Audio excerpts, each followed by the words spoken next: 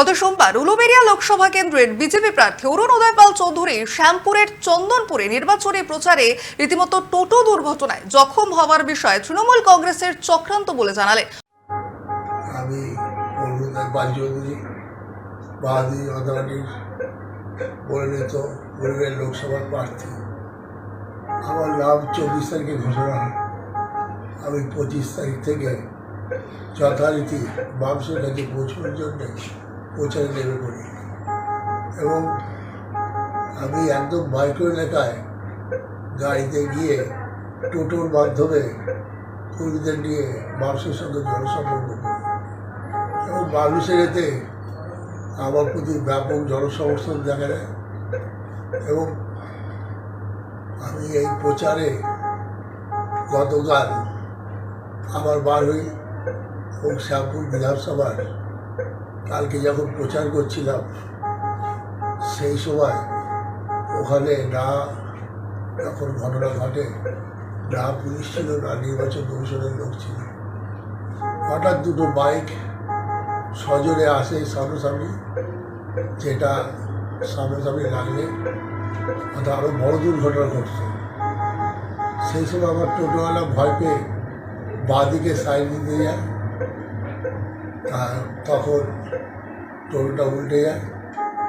উল্টে গিয়ে আমি প্রচণ্ড গুরুতর যখনভাবে যখন আমার বাঁদিকে রিপ ভেঙে গেছে এবং কলার বোন ভেঙে গেছে এবং আমার এই প্রচারে তৃণমূল ভয় পেয়েছে ও মানুষের ব্যাপক জনসমর্থন দেখতে পাচ্ছে। অতএব আমার এই প্রচার ক্রিয়া আটকানোর জন্যে যাতে মানুষের কাছে পৌঁছাতে পারে, এটা আমি মনে করছি এক প্রকার তৃণমূলেরই চক্রান্ত। এবং আমি বারবার সব জায়গায় বলেছি যে আমি নির্বাচিত হওয়ার পর আমার প্রথম লক্ষ্য হবে উলুবেড়িয়াকে লোকসভাকে সন্ত্রাসমুক্ত করা এবং গরিবকে সুরক্ষা দেওয়া, মহিলাদের সুরক্ষা দেওয়া, চাষিদের সুরক্ষা দেওয়া, যুব সমাজকে সুরক্ষা দেওয়া। আমি মানুষের মধ্যে ব্যাপক সাড়া পাচ্ছিলাম এবং কালকে এই ঘটনা ঘটেছে আমি নিশ্চিত একটা গভীর চক্রান্ত, যাতে মানুষদের কাছে আমি না যেতে পারি, একটা আটকানোর প্রক্রিয়া। এবং তৃণমূল আমাকে এভাবে আটকাতে পারবে না। আমি বিছানায় শুয়ে সমস্ত কর্মীকে বার্তা দিচ্ছি, আপনারা তৃণমূলের চোখের চোখ রেখে আপনারা লড়াই করুন এবং আমি আপনাদের পাশে আছি। যেমনভাবে সবসময় থাকি, আমি দ্রুত সুস্থ হয়ে আপনাদের মাঝখানে যাব এবং আমি কথা দিচ্ছি মানুষের পাশে থাকবো, মানুষকে সুরক্ষা দেবো এবং উলুবেড়িয়া লোকসভাকে সন্ত্রাসমুক্ত করবো।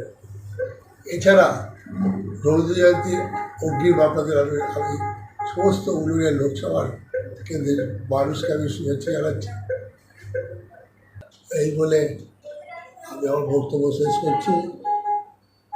জয় শ্রীরাম, ভারত মাতা কি জয়, নরেন্দ্র মোদীজি জিন্দাবাদ। অপরদিকে শ্যামপুরের বর্ষিয়ান বিধায়ক কালীপদ মণ্ডল বললেন, বিজেপির পায়ের তলার মাটি না থাকায় আছে বাজে বকছেন এবং এই অভিযোগ সম্পূর্ণ ভিত্তিহীন। একই কথা বললেন শ্যামপুর কেন্দ্রের তৃণমূল কংগ্রেস সভাপতি নদেবাসী জানা। আমার মনে হয় বিজেপি প্রার্থী ভুলে গেছে যে শ্যামপুর থানার সংস্কৃতি এবং নির্বাচন মণ্ডলী একটা আলাদা মাত্রার লোক। নূতন প্রজন্ম এখানে এসে নিজের পায়ের তলায় মাটি খুঁজছে, এইসব অপপ্রচার করছে। আমার মনে হয় শ্যামপুর থানায় এসে যদি প্রার্থী ওই বক্তব্যটা রাখে, শ্যামপুর থানার নির্বাচন মণ্ডলী এবং শ্যামপুর থানার সংস্কৃতিপ্রেমী মানুষরা ভোটের বাক্স শূন্য করছে। তাই ফাঁকা মাঠে ফায়দা তোলার জন্যে নার্সিংহোমে ফিরে এই কথাগুলো বলছি। আমি ভগবানের কাছে প্রার্থনা করি তিনি আরোগ্য লাভ করুন, লড়াইয়ের ময়দানে আসুন লড়াই করতে শামপুর থানার মানুষ জানে। লড়াইয়ের ময়দানে তিনি যদি লড়ে নিতে পারেন কোনো অসুবিধে নেই, কিন্তু আলতু ফালতু শামপুরের নামে দুর্নাম দিয়ে ভোট বাজার গরম করবার জন্যে এই অভিপ্রায়টা খুবই খারাপ। বিজেপি ধন্যবাদ।